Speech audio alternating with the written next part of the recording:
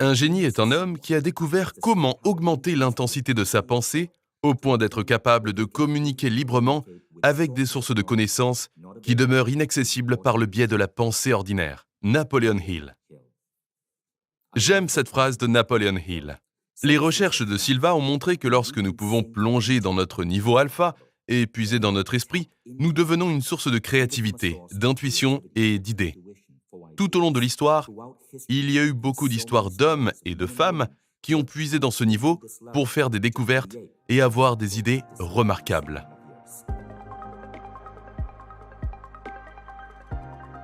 Selon la légende, Elias Howe, l'inventeur de la machine à coudre, était confronté à un problème insoluble lié à la conception de l'aiguille de la machine à coudre. Un jour, il a rêvé qu'il se retrouvait entouré de cannibales. Il était dans un pot géant et ces cannibales le menaçaient avec leurs lances. Il a remarqué quelque chose de curieux. Au bout de chaque lance, il y avait un trou. Ce rêve lui a donné l'idée de concevoir la machine à coudre de telle sorte que le trou où passe le fil ne soit pas en haut de l'aiguille, mais en bas. Et c'est ainsi que fonctionnent les machines à coudre modernes aujourd'hui. Elias Howe n'était pas le seul. Il y a eu tant d'histoires de chanteurs et d'artistes qui ont eu leurs propres idées formidables au travers d'idées intuitives. Robbie Williams, le célèbre chanteur, a expliqué dans une interview comment l'inspiration pour sa chanson préférée, Better Man, lui est venue un jour lors duquel il a eu l'impression de communiquer avec l'essence de l'esprit de John Lennon. Là encore, il s'agit d'une forme d'intuition. Autrefois, l'intuition était un sujet tabou. Aujourd'hui, elle a été mise en place dans des entreprises du monde entier comme un moyen de stimuler la créativité et l'inspiration. Nous ne savons pas comment ça fonctionne, mais nous savons que ça fonctionne. Maintenant, quand je parle d'intuition ou de PES, je ne parle pas de voyants ambulants qui font payer les touristes pour voir leur avenir. Il s'agit évidemment d'escroquerie.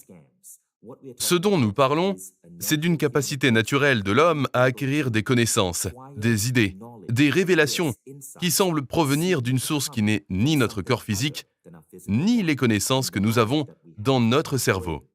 Une enquête récente révèle que 16% des scientifiques estiment que la PES est un fait établi et 45% pensent que c'est une hypothèse plausible. La PES est en train de devenir un atout dans les entreprises. Le professeur John Michalski de l'école d'ingénieurs de New York a réalisé une étude révolutionnaire sur la PES ou l'intuition et la performance des PDG. Il a donc testé un groupe de PDG et a constaté que ceux qui obtenaient les meilleurs résultats en termes de capacité intuitive connaissaient également une augmentation proportionnelle en termes de bénéfices pour leurs entreprises. Il a publié cette étude dans un livre intitulé Executive ESP et ça a été révolutionnaire. Aujourd'hui, dans notre communauté Silva, nous avons aussi des histoires formidables de diplômés Silva qui ont appliqué l'intuition de manière remarquable. Je parie que vous avez entendu parler de ce célèbre livre, Jonathan Livingston le Goéland. Essentiellement axé sur le développement personnel, ce livre raconte l'histoire d'un goéland qui essaie d'apprendre à voler. Il est devenu un tel phénomène littéraire qu'il s'est retrouvé en couverture du Time Magazine. Mais voici ce qu'il y a de fou à propos de ce livre. L'auteur Richard Bach a expliqué au magazine Harper's Bazaar que pendant l'écriture du livre, il s'est retrouvé bloqué sur le dernier chapitre et il n'arrivait pas à trouver l'inspiration pour le terminer. L'idée de la fin de ce livre et de son dernier chapitre lui est venue lorsqu'il a assisté à un séminaire Silva pour pouvoir atteindre le centre de sa conscience, accéder au niveau alpha et laisser jaillir les idées. Jonathan Livingston le Goéland est devenu l'un des plus grands livres du siècle, au point de figurer dans le Time Magazine. Comment fonctionne la PES ? Le fait est que nous ne le savons pas, mais nous n'avons pas besoin de savoir comment une chose fonctionne pour savoir qu'elle est réelle. Pensez au Soleil. Pendant des milliers et des milliers d'années, les êtres humains ont utilisé le Soleil pour la navigation, la chaleur, la lumière. Mais ils ne savaient pas ce que c'était. Certains pensaient que c'était le dieu égyptien Ra qui naviguait dans le ciel. D'autres civilisations pensaient que c'était un gigantesque globe de feu. Ce n'est qu'au cours des 100 dernières années que nous avons compris que le Soleil est une masse géante d'atomes d'hélium et d'hydrogène subissant une réaction nucléaire thermique. Nous n'avons compris cela qu'au cours des 100 dernières années, mais cela n'a pas empêché l'humanité d'utiliser le Soleil depuis l'aube de la civilisation. Nous savons donc que l'intuition est réelle, mais nous ne pouvons pas l'expliquer. Je parie que les générations futures en seront capables, mais pour l'instant, cela ne nous empêche pas de l'utiliser. Le grand physicien Nassim Haramein a dit tout simplement « La spiritualité n'est rien de plus que de la physique dont nous n'avons pas encore trouvé l'équation ». Gardez donc cela à l'esprit si vous avez une quelconque forme de scepticisme à l'égard de l'intuition. Dans la méthode Silva, vous allez apprendre des façons uniques pour éveiller votre intuition et je veux vous enseigner l'un des outils les plus puissants pour cela. Ça s'appelle l'écran mental. Mais laissez-moi d'abord vous parler d'une définition que vous allez entendre tout au long de ce programme. José Silva a dit que lorsque vous créez quelque chose, vous utilisez votre imagination.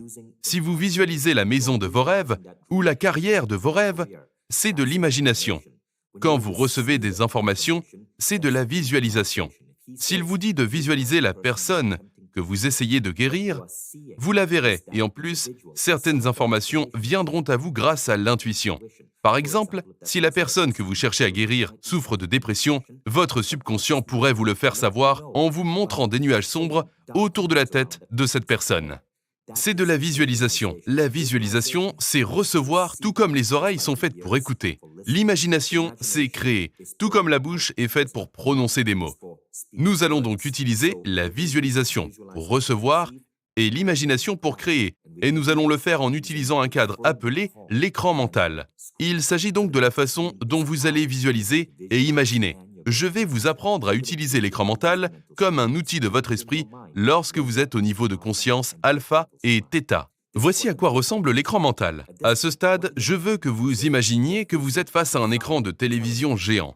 José Silva a dit « Imaginez que cet écran de télévision géant soit le plus grand possible, d'au moins 1,80 m d'un angle à l'autre, et à 1,80 m en face de vous.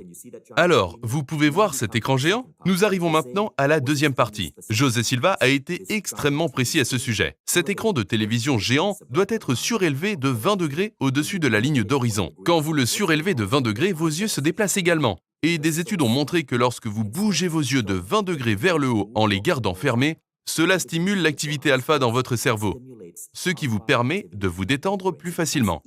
Donc, une fois que vous avez cet écran géant en face de vous, n'oubliez pas, à au moins 1,80 m et à 20 degrés au-dessus de la ligne d'horizon, c'est là que vous allez recevoir des informations par la visualisation et envoyer des informations par l'imagination. Ce que je vais faire maintenant, c'est vous guider dans un exercice simple. Ce sera une méditation très courte et je vais vous y emmener en utilisant rapidement la méthode 3-2-1.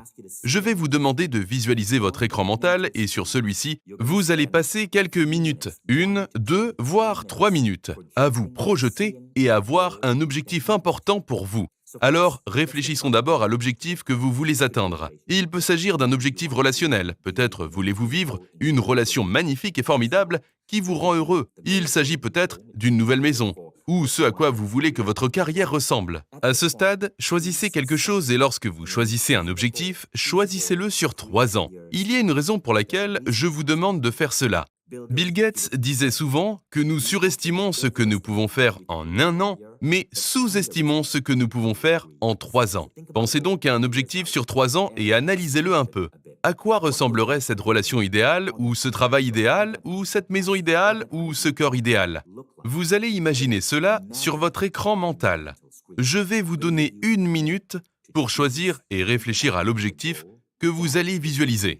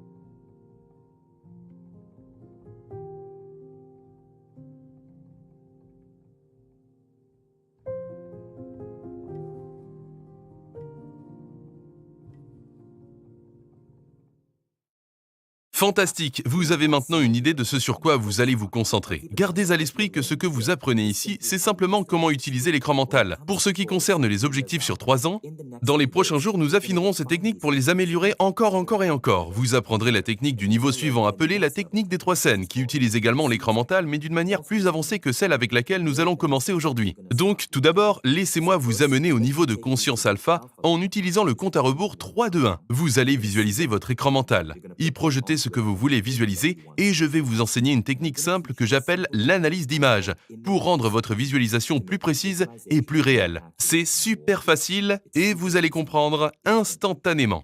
Je vais ensuite procéder au compte à rebours et tout ce processus prendra environ de 7 à 10 minutes. Alors, commençons.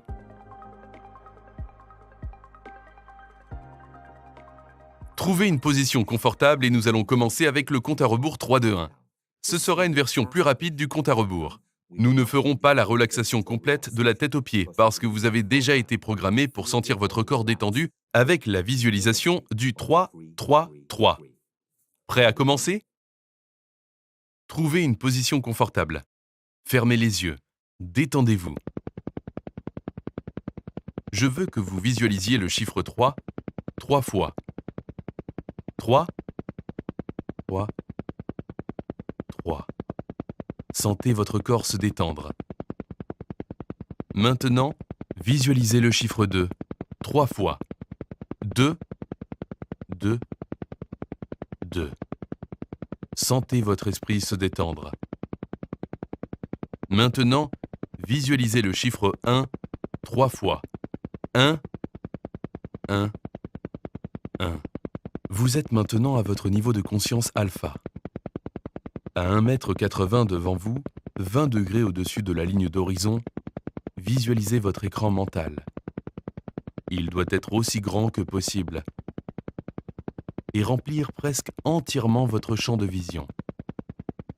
Vous pouvez le visualiser comme un écran de télévision géant, ou vous pouvez imaginer que c'est un écran de cinéma géant dans votre cinéma préféré. Sur cet écran mental, je veux que vous commenciez à visualiser l'objectif que vous avez choisi sur 3 ans. Visualisez-vous. Visualisez les gens qui vous accompagnent. Apportez autant de couleurs que vous le pouvez. Magnifiez la couleur. Soyez attentif à ce que vous ressentez dans cette image. Quels sont les sentiments qui vous habitent? La joie, la félicité, le bonheur, l'épanouissement? Voyez la couleur. Soyez attentif aux sentiments et aux émotions qui en ressortent.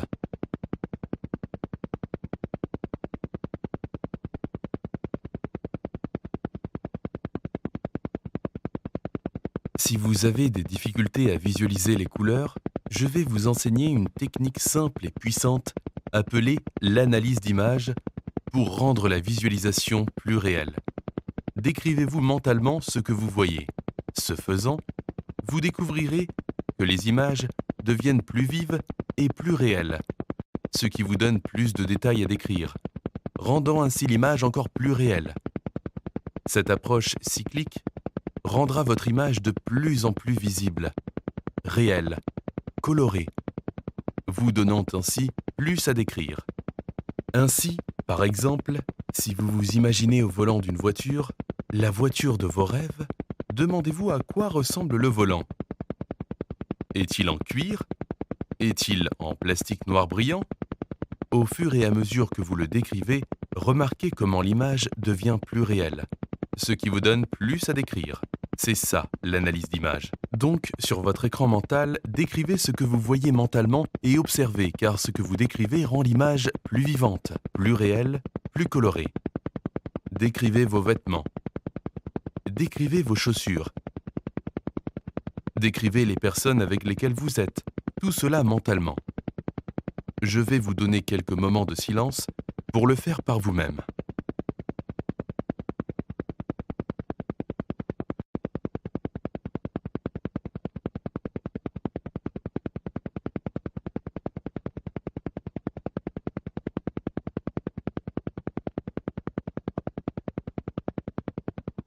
Voyez les couleurs.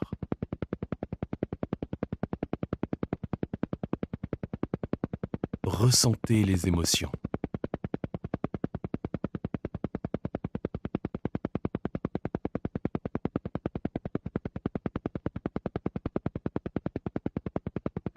Et si vous avez des difficultés à visualiser, décrivez ce que vous voyez et observez comme cela devient plus vivant et plus réel.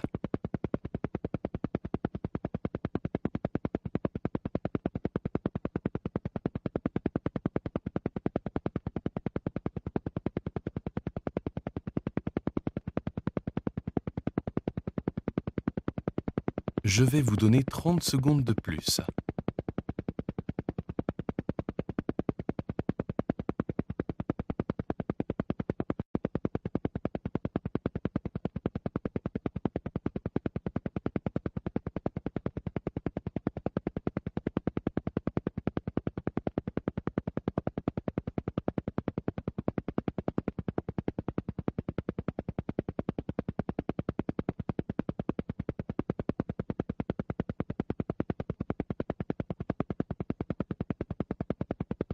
Vous avez maintenant fini de visualiser cet avenir idéal.